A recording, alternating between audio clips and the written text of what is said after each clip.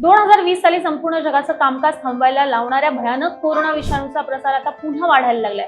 दररोज नवीन लोक विषाणूला बळी पडतात। आतापर्यंतच्या नोंदीनुसार देशाच्या विविध भागात म्हणजेच दिल्ली, हरियाणा, बिहार, उत्तर प्रदेश, महाराष्ट्र, केरळ, कर्नाटक यांसारख्या राज्यांमध्ये कोरोना संसर्गाची नवीन प्रकरणं सतत नोंदवली जातात। नवीन कोरोना बाधित रुग्णांची संख्या ही एकूण 1200च्या वरती गेली आहे, तर पॉझिटिव्ह असलेल्या रुग्णांपैकी 12 जणांचा मृत्यू झालाय। केरळ पुन्हा एकदा हॉटस्पॉट बनलंय, तर केरळमध्ये आतापर्यंत 400हून अधिक नवीन कोरोना रुग्ण आढळले आहेत। देशभराप्रमाणेच महाराष्ट्रातही कोरोनाने आता हातपाय बसवायला सुरुवात केली।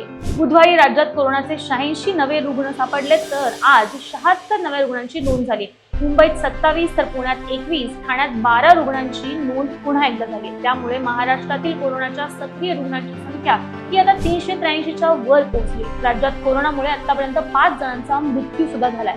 हे सर्व लक्षात घेऊन विविध राज्यांनी आरोग्य विभागांना सूचना सुद्धा जारी केलेल्या आहेत। तर आरोग्य विभागाने रुग्णालयांना सतर्क राहण्यास आणि कोरोनाशी संबंधित वस्तूंचा, उदाहरणार्थ ऑक्सिजन सिलेंडर यांसारख्या वस्तूंचा साठा सुद्धा ठेवण्यास आणि मॉनिटरिंग करण्याचा सल्ला सुद्धा दिलेला आहे।